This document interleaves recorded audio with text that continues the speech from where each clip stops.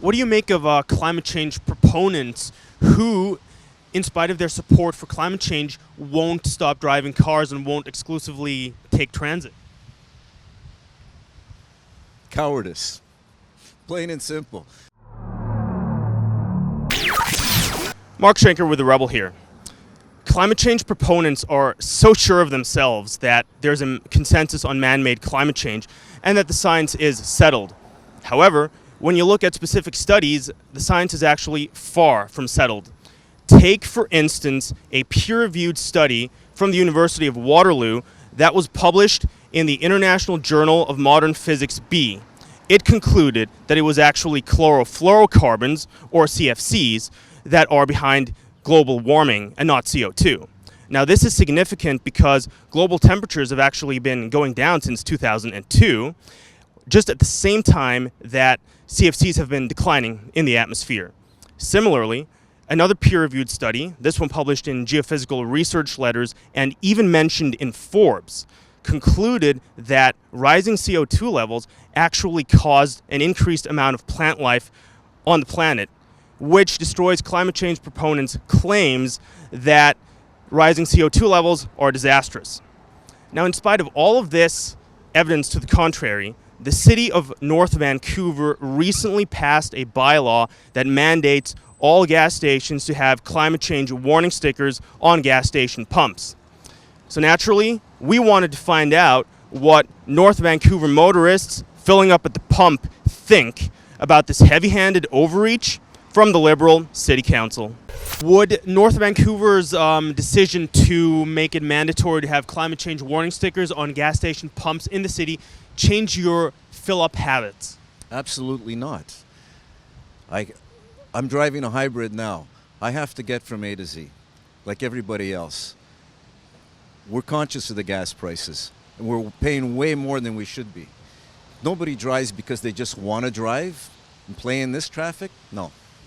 And as far as the square inches that they have for advertising space, I think the city better realize that they're also talking about private property. It's not their domain, unless they're paying the gas station for that advertising area. Would it make you change your mind about filling up your car?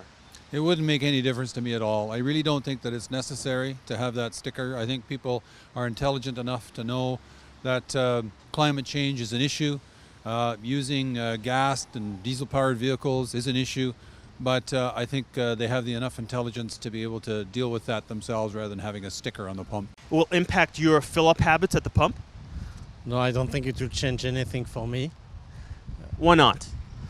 Well, we are just driving the car a lot, and it's useful to go around, so no real changes. I mean, it might make me more conscious about the environment, but I don't think it will change a lot of my habits, unfortunately. I don't think having a sticker would change my mind. I would maybe do a little more research, but the more information would be the best, but a sticker wouldn't do anything for me. Yeah, I think it's a good idea. I think everybody should do it.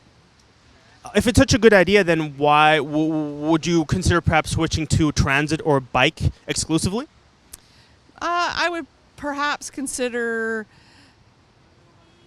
being more selective with the amount of time I drive. Probably wouldn't get me on transit, though.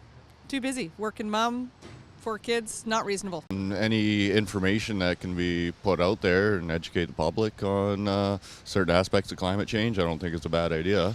You know, it'd be interesting to know how it gets paid for and what the total costs associated with it are. It'd be interesting to know if there was any research backing what the reason was behind it. The motorists we spoke to at North Vancouver gas stations had slightly different opinions about climate change, warning stickers at the pump. Some were, in theory, against it, and others were completely for it. But the one common bond that unites all of them was that they will not change their driving behavior because of North Vancouver's decision. In fact, some motorists, even off camera, mentioned to us how they were completely against such climate change stickers and how they were actually a waste of taxpayer money and how they were heavy-handed and overly lecturing. So from our perspective, the North Vancouver City Council has a tall order ahead of it if it wants to meaningfully change driving behavior in the city to fit with their environmentalist agenda. For The Rebel, this is Marc Schenker.